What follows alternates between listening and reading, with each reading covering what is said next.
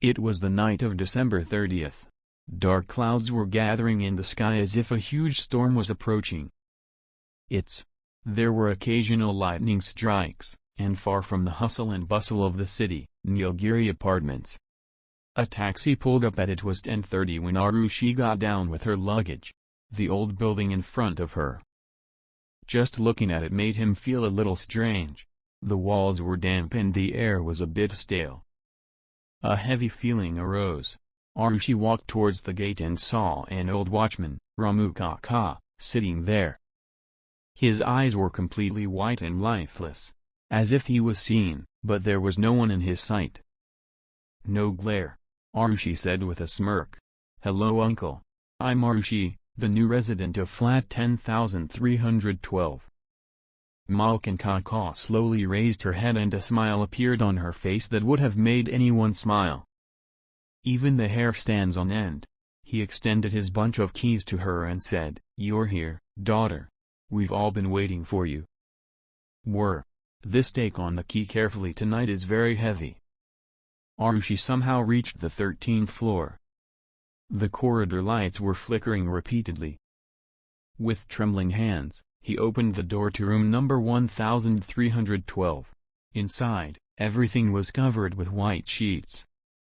It was a thought struck Harushi. How did I get such a spacious apartment in the middle of the city for so little? As she calmed herself down, opened a bottle of wine and sat down on the sofa. Grandpa's photo from above. She smiled as she pulled out. "Do you see, Grandpa?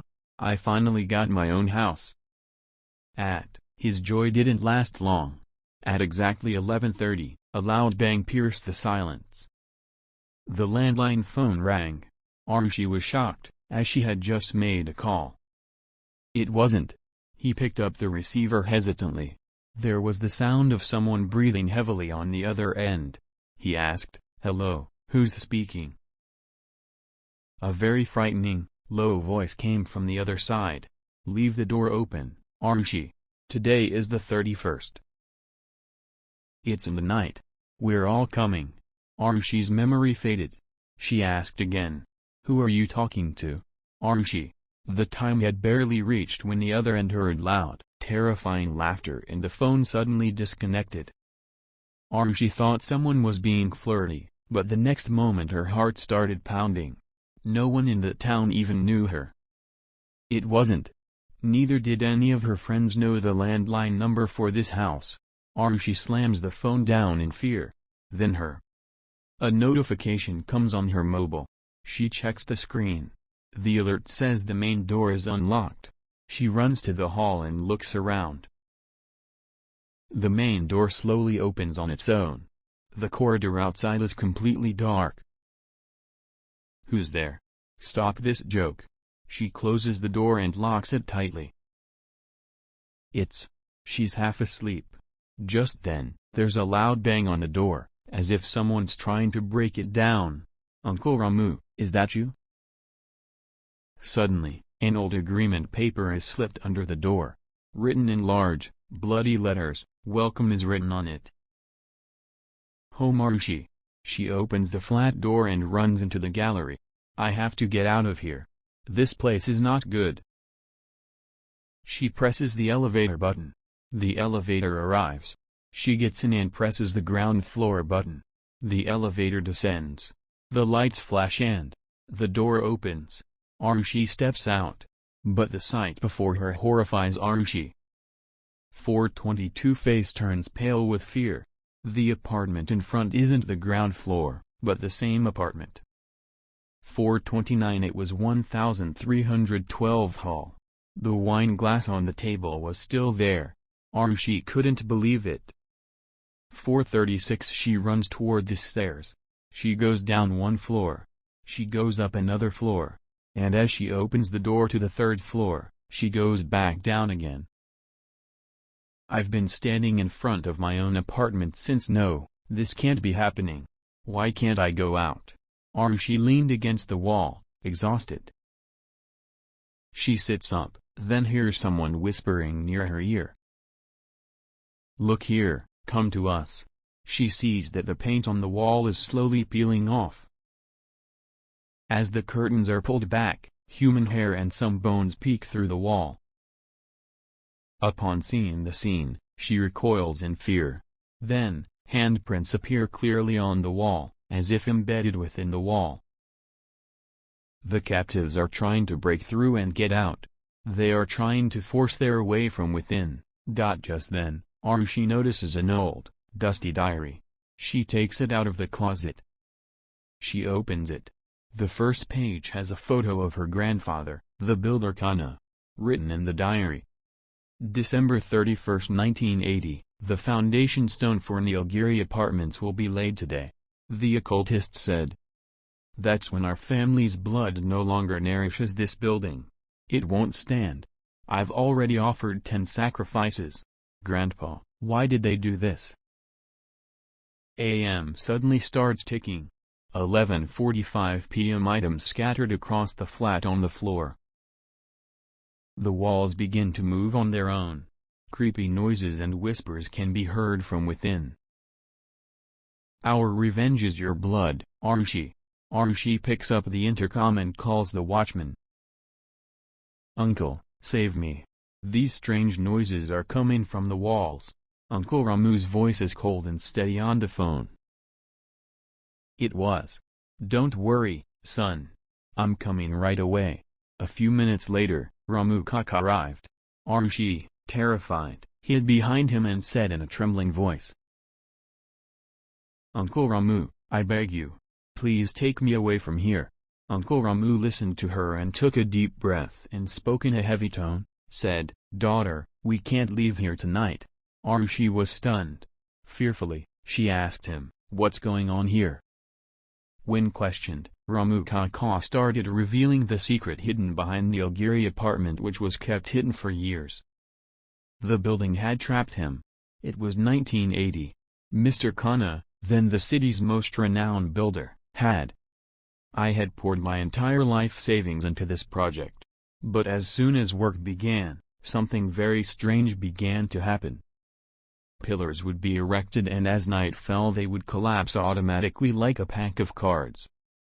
Not once, not twice, but every time the result was the same. The country's leading engineers gave up. Soil tests were conducted, machines were replaced. But no scientific explanation for this devastation could be found. Kana could now clearly see his own doom. When the path to science was closed, he arrived at the threshold of superstition. He met a half-spirited sorcerer. The sorcerer stared at the ground and said simply. Kana said, this land is not demanding a load of bricks, it's demanding something else. To build a building. The promise was met, but with a terrible condition. The dark night of December 31, 1980, mentions a total of 11 sacrifices. It says, look at those 10 sacrifices of the nameless laborers and the homeless. Will burn. Neither the police nor God can count them. The world has forgotten them. La but the 11th sacrifice will not be of any Arugir, it will be yours. Kana, blinded by fear and greed, will be someone from your own blood, a lamp from your own family. Sold humanity and killed those 10 laborers by deceit and their blood was wasted. As soon as the foundation was laid, the building actually started to stand, but when the time came for the 11th sacrifice, Kana was about to slit the throats of his own family, but he backed down. His courage failed. Nature and dark forces are not to be trifled with. Can be given. Kana died mysteriously that same night after falling from the same construction site. In police files, it was merely an accident. It was. But it was actually punishment for that broken promise. The system remained incomplete, and ever since. Those thirsty walls of Nilgiri apartment are waiting for their last 11th sacrifice today, still awake. Arushi's throat had gone dry from listening to the story. Ramre Kaka's voice had fallen silent. But the temperature in the room suddenly dropped. Fell. Arushi looked tremblingly into Ramu Kaka's eyes. They were no longer the eyes of a helpless old man, instead, they held a strange, Cruelty was floating in. Arushi slowly stepped back and said hesitantly, but why are you telling me all this? The same hair-raising smile returned to Ramukaka's face and his neck twisted with a strange jerk. Outside, the hunter sets a trap. Not to free the bird, but to trap it. 45. For 45 years I have been sitting at this gate to bring back Kana's blood and fulfill that unfulfilled promise. Complete. Arushi is shocked. She realizes that the person she thought was her protector is actually her enemy. Is the guard of the cell. So, I'm the 11th sacrifice. Yes, the 10 laborers your grandfather hired. I was one of those who were bricked into these walls. All of our souls are hungry. The walls are waiting for you. Today the score will be settled. Then the wall clock stopped ticking. The clock was at. Suddenly, the lights in the room went out and only the light of the lightning remained.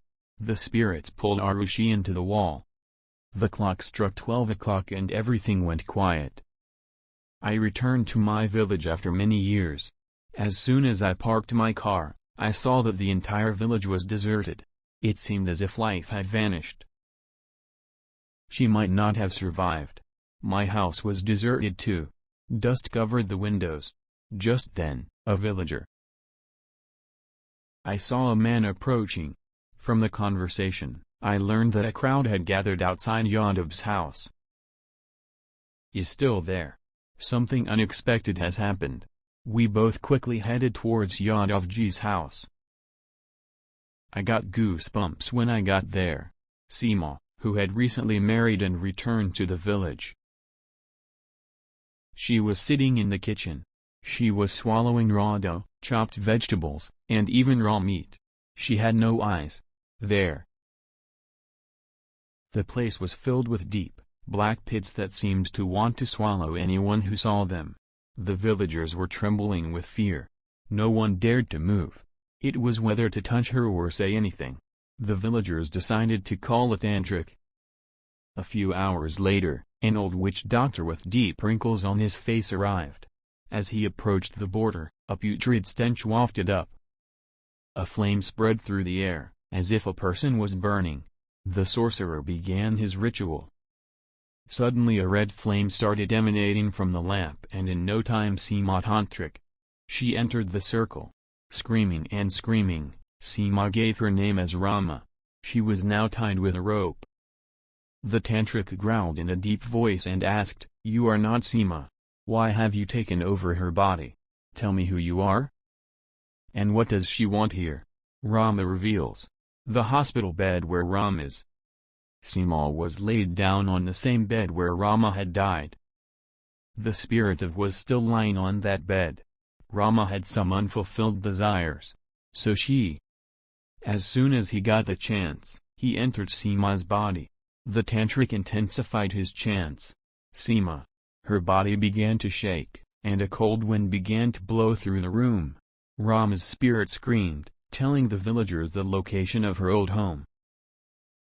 It was some people immediately went there. Rama's house was filled with mourning. His mother was sitting on the floor, crying. The villagers told them everything. Said. Rama's mother, her face heavy with grief, arrived at Seema's house. She prayed to the spirit. Spoke. "Daughter, you are no longer of this world. Give Seema her life back. We will perform your last rites. You will attain salvation." This. A faint light filled the room. Rama's spirit looked at her mother and then, with a deep breath, entered Seema's body. Left. Seema fell unconscious to the ground. When she opened her eyes, she was back at the same place. It was Seema. The sparkle in her eyes had returned. The villagers performed a small shroud for Rama, and from then on, life in the village was back. From onwards, silence prevailed. But whenever I think back to that night, a question arises in my mind. Was Rama really gone, or was she still hiding in that bed somewhere, waiting for a new guest? Friends. What do you think about this? Please do let me know by commenting.